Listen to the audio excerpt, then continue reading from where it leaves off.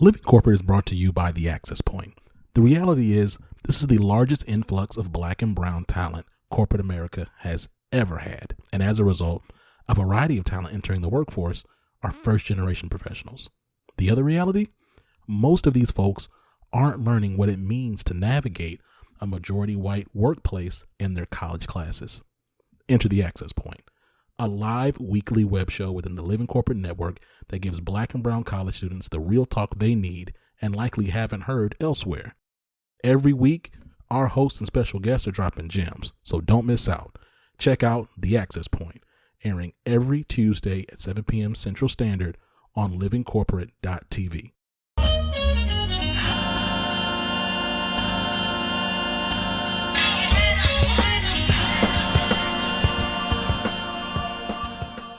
Welcome to the break room, everybody. I'm Dr. Dixon. Yay! It is super awesome to have y'all on tonight.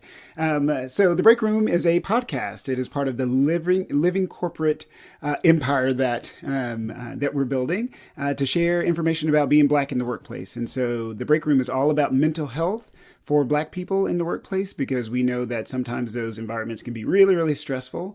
Normally, I'm surrounded by my awesome co-hosts. Unfortunately, they couldn't join us for tonight, but that's okay, because I'm going to be holding down the fort, talking a little bit about medications and well-being.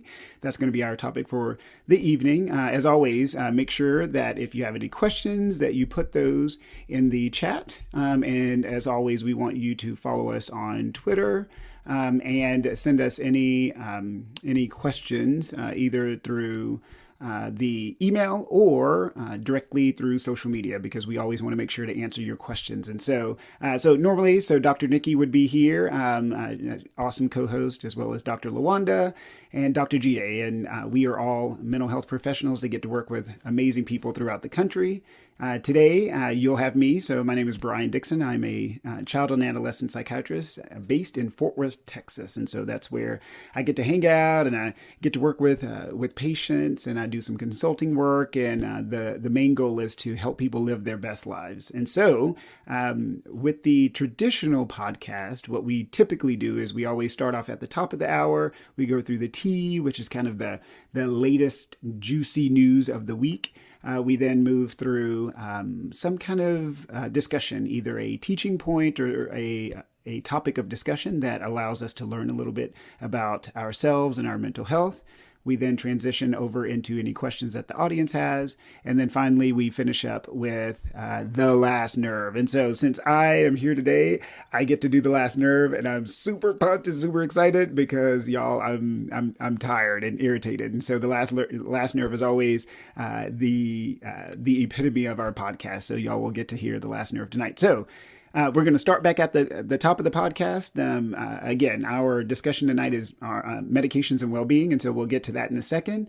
We're going to do kind of an offshoot of the tea, since it's just me this evening. And I just want to give a shout out to the Baylor Bears men's basketball team for winning the NCAA tournament. Hooray! So that's why I'm wearing my Baylor shirt today. Sick 'em Bears. I got my Baylor diploma right behind me.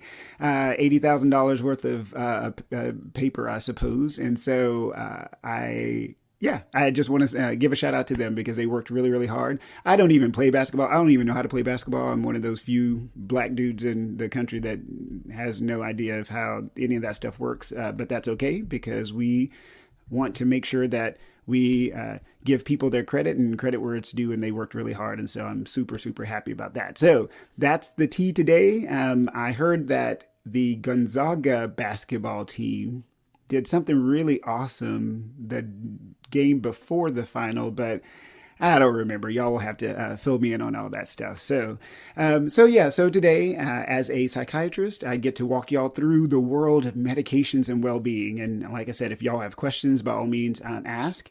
Before we get started with a lot of the medical lingo and jargon, I always give the disclaimer that, yes, I am a treating psychiatrist. I like to talk about mental health, I infuse mental health into everything that I do and everything that I am and everywhere that I go, but I'm not your treating psychiatrist. And so if you are on medicines, if you think you need to be on medicines, if you have an opinion about medicines, this show is mainly for informational purposes only. It does not equal medical advice. And so if you need specific individualized medical advice, please consult your physician because they are ready and willing and able to help you.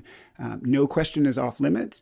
I do my best to answer anything that comes up. So let's get started. So I'm going to break it down into kind of two different segments. So the first segment is going to be the 5 things that I think you just need to know about medicines. And so I'm going to walk through those and I'm going to do my best to copy and paste it into the chat so that y'all know where I am in the flow. And then in the second part, we're going to talk about the 5 medicines I'm most often asked about, and I have opinions about them, and I'm going to share those opinions. And like I said, they're just opinions. It is not medical advice. And then the last part is we will transition over into the last word, the last nerve. So 5 things that I really, really want y'all to know about medications and well-being. The first is, and I'm going to post this in the chat. So the first thing I want you to know about medications and well-being is that clinicians and physicians are not magicians. Y'all, we do not make the brain chemicals that we need to function. So in the world of brain chemistry, there are basically 3 brain chemicals that we really, really concentrate on in the field of mental health and psychiatry. The first is called serotonin. The second is called dopamine, and the last one is called norepinephrine. And each one has different functions. I'm going to walk y'all through those functions just so you get an overall idea of what they are about. Keeping in mind that lots of the gory details, again, are best discussed with your physician. And so serotonin. So serotonin is a brain chemical that is related to mood and anxiety. It's a super important brain chemical.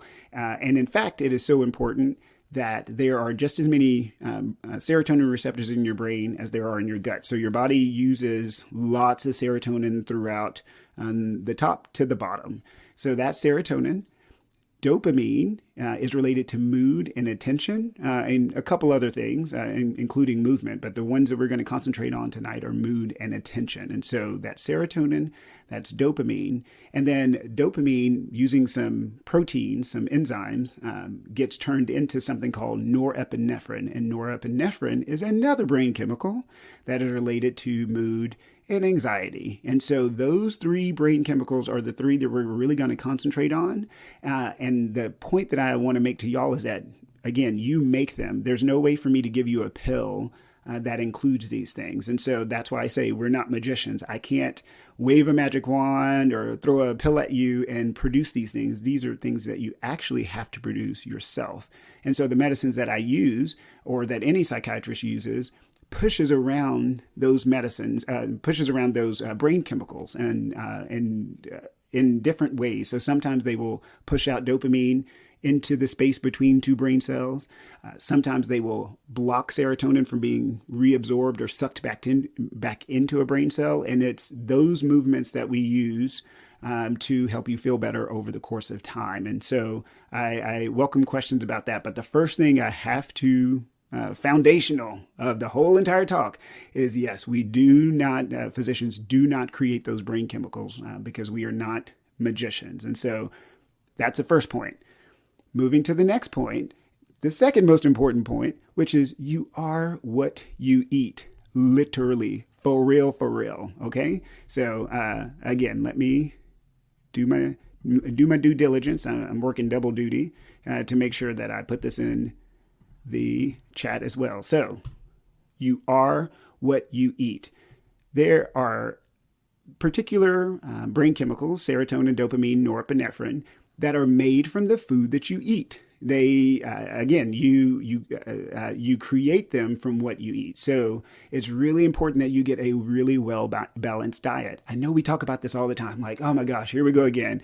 Do I need to count my points? You need to eat your vegetables. And I'm here to tell you, yes, that's exactly what you need to do. There are 2 in particular that I need you to pay attention to. So remember how I said that serotonin, and dopamine and norepinephrine are the three we're concentrating on. Dopamine and norepinephrine come from essentially the same place because norepinephrine comes from dopamine. So there's two things I need you to remember. So remember where serotonin comes from. Remember where dopamine comes from. Okay, so serotonin comes from tryptophan. So if you've ever heard of eating turkey and then you get all tired after Turkey Day, after Thanksgiving, which is like my favorite holiday, your body converts tryptophan into serotonin, and serotonin then can help you feel better, or it can help you with sleep. And so there are certain foods that have more tryptophan in them. So salmon, poultry, eggs, spinach, seeds, nuts, soy. Those are all really, really rich. And the thing is, your body cannot make tryptophan. Tryptophan is something that you have to ingest. You have to eat in order to eventually turn that into serotonin so that you can feel better, okay? Remember, you are what you eat. So yes, you need to consume foods that have tryptophan in it, and that'll take care of the serotonin side of things. And then when it comes to tyrosine, so tyrosine is what your body uses to make dopamine. I mean, it can use some other stuff, but for right now, for this discussion, the tyrosine gets turned into dopamine, and dopamine is related to attention and to mood and to movement. And so you want to make sure you eat foods that are rich in tyrosine. So soy, chicken, turkey, fish, peanuts, almonds, avocados, bananas, milk, cheese, yogurt, a lot of the dairy stuff, lima beans, pumpkin seeds, sesame seeds. And I bring that up because y'all are at work. This is a podcast about Black people at work, and we want to make sure that you are eating right. So it may be that over that lunch break, you don't go over to the local Mexican restaurant and have a margarita. It may be that you don't order the enchilada plate with a whole bunch of ground meat and pico de gallo, right? I need y'all to be very thoughtful in your food choices because how you feel is directly related to what you eat. And so at the end of the day, if you have to be on a medication for any reason, remember that I cannot create those brain chemicals. You create them from what you eat so that then I can push those things around. Okay, so now that we've talked about we're not magicians, you are what you eat. For real, there is no way around that part. The next part is, I want you to keep in mind, is that medications do not change behaviors.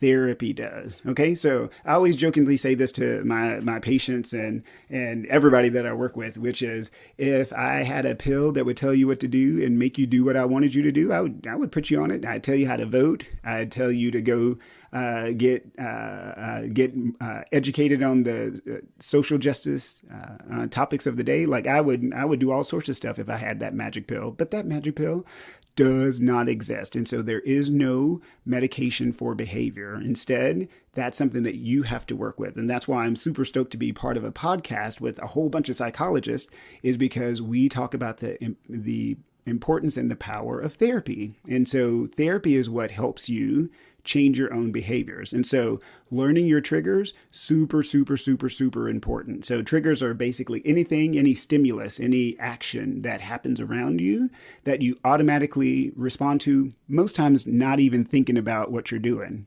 The best example is your phone. So anytime you hear that bzz go off, you automatically reach for your phone.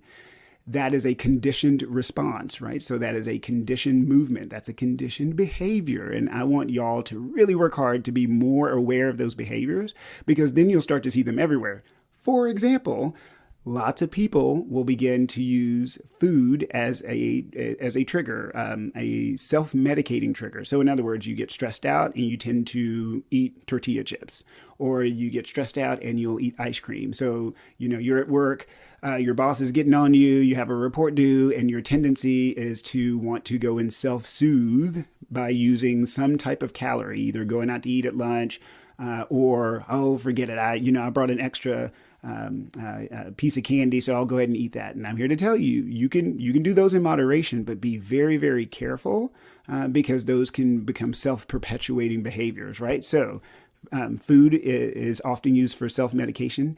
Alcohol is definitely used to self-medicate. So in other words, self-medication is meaning you use some type of coping skills, something outside of yourself to help you feel better. Generally, we want those things to be very healthy and positive. Sometimes they're not. And alcohol is one that can really, really sneak up on you, especially in the business culture, because in the business culture, it's all about productivity. It's all about being engaging and being an extrovert. And yeah, this is really interesting. And even though COVID keeps us from having happy hours, this is one of those times when a lot of people will start to drink because they're self-medicating, because they're nervous or they're bored or they're tired of being at work, and you just drink more and you drink more and you drink more. And so we want y'all to be very, very careful and very, very thoughtful about using alcohol in that manner as a behavioral tool to self-medicate.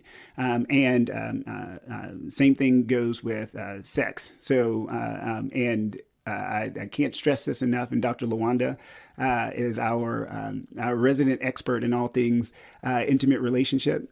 Be very thoughtful of who you are when you're getting into a relationship, because other people can't complete you. You have to do the work yourself. And so if you're starting to feel lonely, you start to feel alone at work, be very thoughtful about, what you're doing. That's all I have to say about that part. And we'll have a whole podcast at some point about how to have meaningful relationships at work that are still, legal and healthy and that sort of thing. And so keep in mind, there are no medicines for those types of behaviors. So yes, there are some things I can use to try to keep you from overeating and try to my best to limit your alcohol. But we try not to use those things. Instead, we're going to look to you to do that through therapy. So there are no medicines for behavior. Okay. Next up, number 4, there are no happy pills. Because again, if I had a happy pill, don't you think I would put everybody on it? And so I tell people this again all the time. I don't like prescribing medicines for folks because I have to hold at least $10,000 worth of malpractice insurance every year that I renew every year. And that coverage is, I think, 1 million, 3 million. So I'm trying not to get sued, because every time you get sued, then that tends to go up and your premiums go up. So please don't sue me. But it's a lot of work. I have to worry about my patient's side effects. I have to worry about, is the medication working? I have to worry about the cost, y'all. So the cost of medicines is insane. We have a really dumb healthcare system. If you want my personal opinion about our healthcare finance system, just go to my individual website, www.drbriandixon.com. Okay, I won't belabor that here. But I don't want to put you on medicines. I want you to be able to live your best life through therapy and through exercise and diet and that sort of things. And so if I start you on a medicine, is because I think you're going to benefit from it. There's no benefit for me at all starting you on a medicine at all. And that goes for most physicians. If they can get away with helping you feel better without a medicine, we're going to do so. And so since there are no happy pills, then how do you find happiness? Well, to me, in my opinion, happiness starts inside. Living your truth, living your purpose, being your authentic self, being your black self, being your gay self, being your straight self, being your trans self. You be you, both in your own life and at work. And when those line up, when there is alignment between your personal self and your work self, I think you're just a much happier person. And so, so many of us don't do that, and as a result, we tend to struggle at work, especially if your workplace is very oppressive and not inclusive. And so that's why Dr. Nikki and Dr. Lawanda and Dr. Jide and myself, that's why we're on this podcast. We want y'all to feel more welcome at work. We want white folks to be more understanding of you. We want you to be more understanding of yourself, right? So that then there's synergy across the board. I throw out to y'all, make sure that when I say an inclusive environment at work, it is very much speaking up on your physical and mental health behalf. So if you're in an office that doesn't have natural lighting, try to ask for it.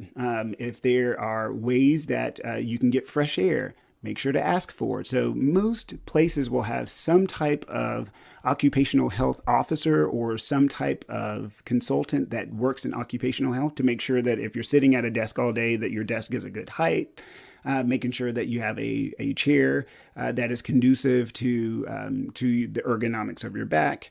There are a lot of workplace regulations about what the workplace is supposed to have. You're supposed to have access to a bathroom. You're supposed to be able to take breaks, a certain number of breaks over a certain time at work. You have the right to ask for all that stuff. That's why our workplace, most break rooms, we don't have it in our break room because it's virtual, but most break rooms will have this big long thing that talks about fair wage and laws and all that kind of stuff. And take the time to read that. It is required by law for every break room to have it. And if your break room doesn't have it, by all means ask. But this is the opportunity for you to feel more empowered. Okay. Now, none of that has anything to do with the medication side of things. That's more of the well-being. You have to advocate for your well-being at work. I own a business. I have employees, and I have to admit, sometimes as the business owner, I'm so busy trying to make sure I can, make payroll to pay my employees that sometimes I forget the small things. I forget the, hey, well done, that's awesome. I forget the, hey, your son or daughter, had a recital. How did it go? I want you to speak up. Speak up in your workplace. Hey, this is important to me. My family is important to me. My relationships are important to me. My setting where I'm working is important to me. And so, yeah, speak up to your boss because I'm sure your boss wants to hear it. And if they don't, well, again, that's where I want y'all to seriously think about the energies that are around you at your workplace. Because if they're toxic, and we have a whole podcast about toxic workplaces that you need to listen to, make sure to go to the Living Corporate page and you can flip through our old episodes, then it may be time to find a new positive workplace. The last thing I wanted to add is that many corporations, especially, but even smaller companies, are buying into what we call EAPs, employee assistant programs. Employee assistance programs. And what they do is that this is a perk. This is a benefit of working at certain companies where they pay to have access to therapists and coaching and counselors so that then you can anonymously contact them and use those resources to help you feel better, to find local mental health resources that are local to you, to find ways to deal with that coworker that gets on your nerves, or to deal with that boss that gets on your nerves. Keeping in mind that a lot of times those are also your avenues for if you need to file any official complaints about harassment and that sort of thing at work. Because again, most workplaces want to have a safe and inclusive workplace, and if they don't, they need to learn, and they don't learn unless you speak up. So, as they say, this squeaky wheel gets the grease, right? So speak up, and that generally helps. Interesting tidbit. Somebody told me this. Take it with a grain of salt, but it's a pearl that I found to be true. If you go to a new job, make sure you ask for whatever you want within the first 6 months of you being there. Because if you start asking for stuff after that, it sometimes doesn't go well. So, if you're going to speak up early. So we talked about how clinicians and physicians aren't magicians, okay? So we don't make the brain chemicals that help you feel good. You are what you eat, so you make sure to eat the good stuff so that then if I need to push those things around with medications, I can. Keep in mind there are no happy pills because it just doesn't work that way. And that medicines do not change behaviors. And so if you want some change in your life, you have to go to therapy. And that's why we are doing what we do. The last big point of medications and well-being of this portion of the podcast is that pooping is important. And I know I couldn't think of another time to put it on the podcast, so I'm going to do it now while nobody else is here. So I'm sure Dr. Nikki, Dr. GJ, and Dr. Lawanda are like, what is this? So one of my doctor friends who works as a gastroenterologist, which is a fancy term for doctor who works with everything from your mouth to your anus, said that most people don't think about their butthole until it stops working. And y'all, I don't want your butthole to stop working. I want it to work the way it's supposed to. And the way you do that is you eat fiber. We do not eat enough fiber in this country because we can do ridiculous things sometimes. And so you need to eat a certain amount of fiber, of soluble fiber. Make sure you drink a lot of water. And it essentially kind of acts as a sponge, a roto-rooter to make sure to clean out your large intestine. Now, with all that said, and it really is that straightforward, if you are straining, like going in the bathroom and straining, that's a bad thing, y'all. And make sure that if that happens, you want to make sure that you are checking with your doctor, because there may be other things going on that's making that worse.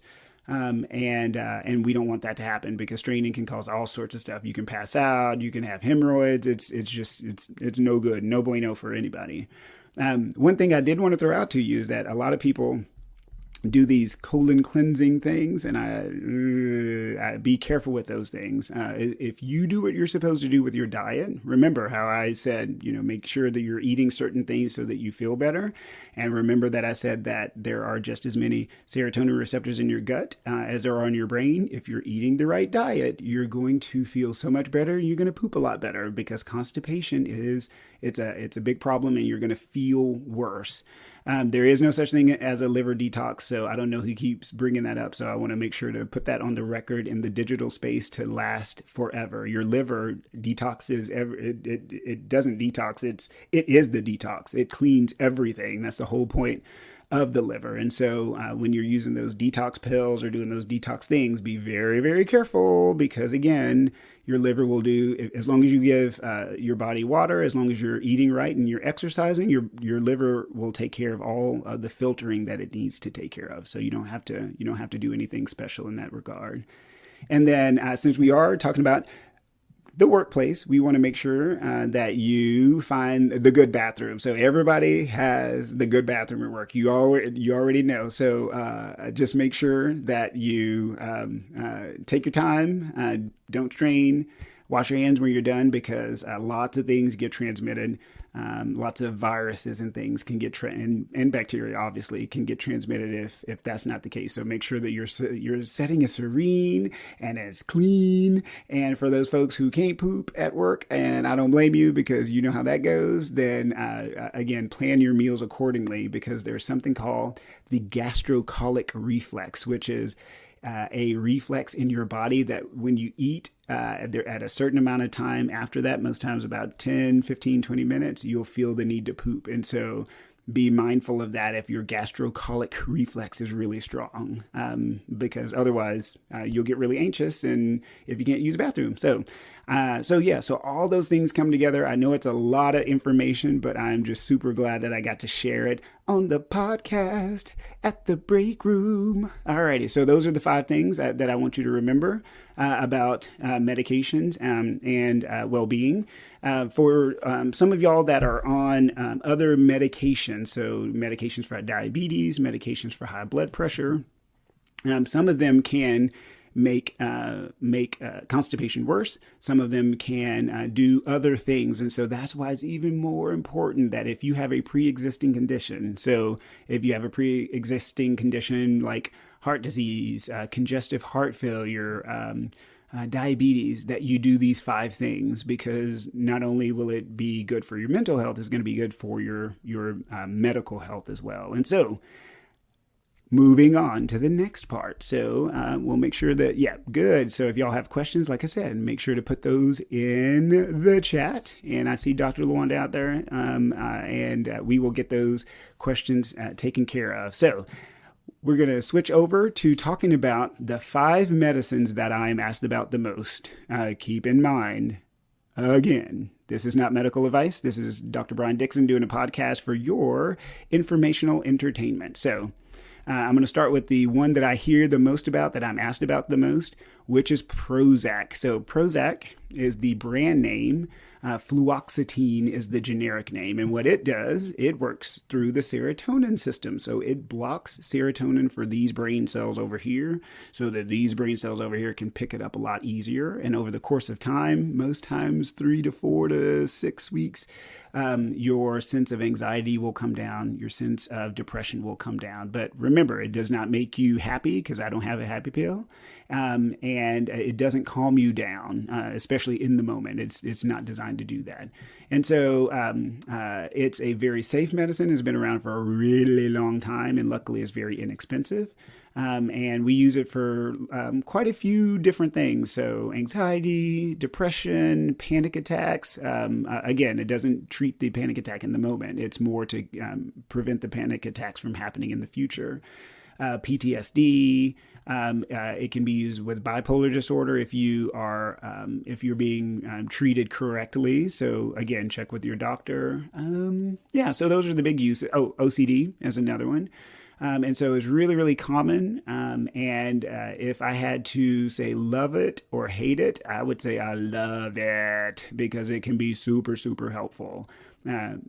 My rule of thumb is that if I start someone on a medicine, I'm going to do my damnedest to get them off of that medicine at some point. So, and this is probably one of the medicines that I use the most. So, alrighty. So that is Prozac fluoxetine. So that's number one. Lots of people ask me about number two, and I'm going to do my best not to cuss and act a fool because it drives me nuts. So Xanax. So Xanax is the brand name. The generic name is alprazolam.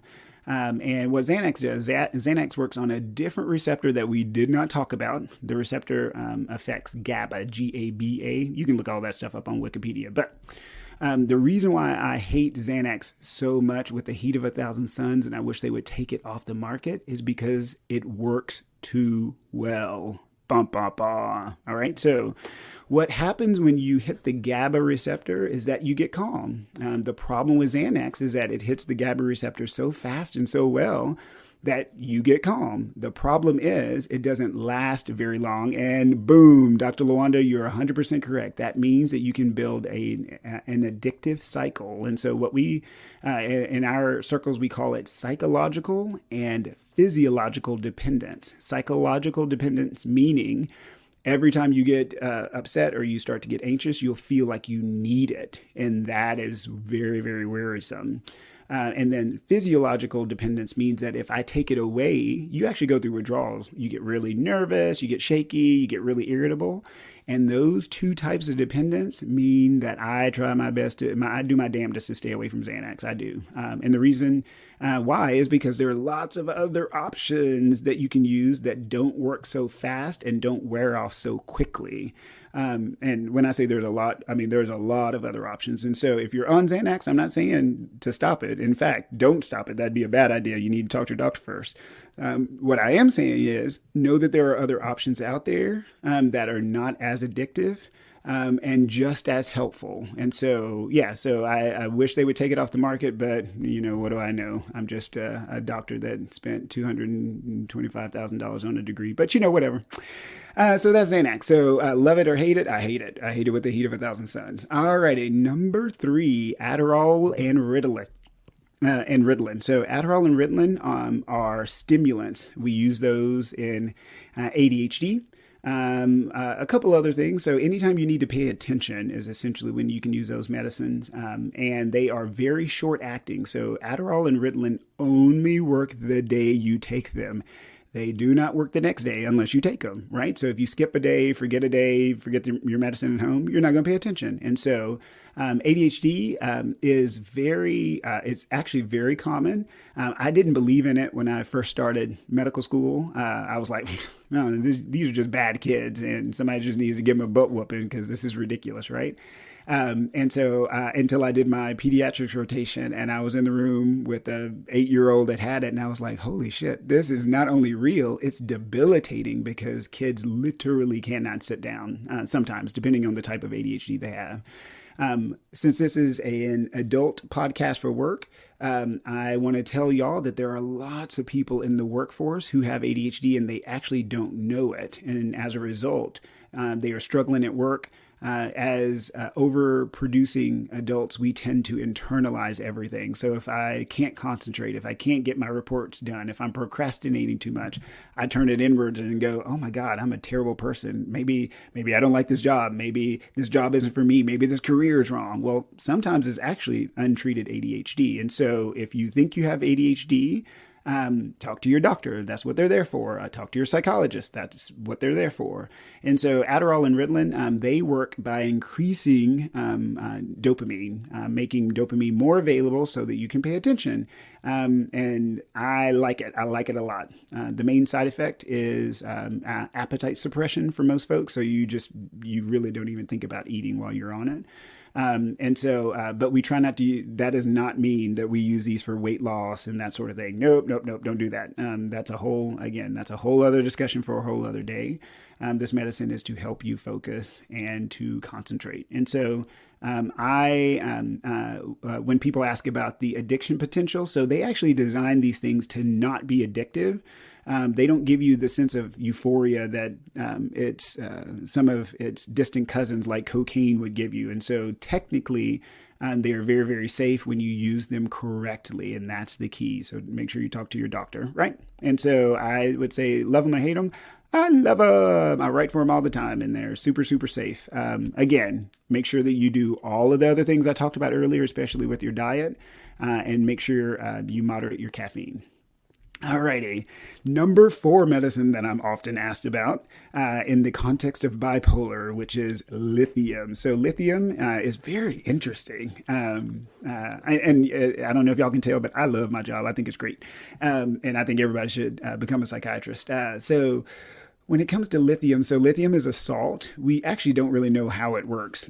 Y'all's guess is as good as ours, but we do know that it's very helpful for people with bipolar who have a manic episode. So manic is very defined. There's a defined criteria for mania.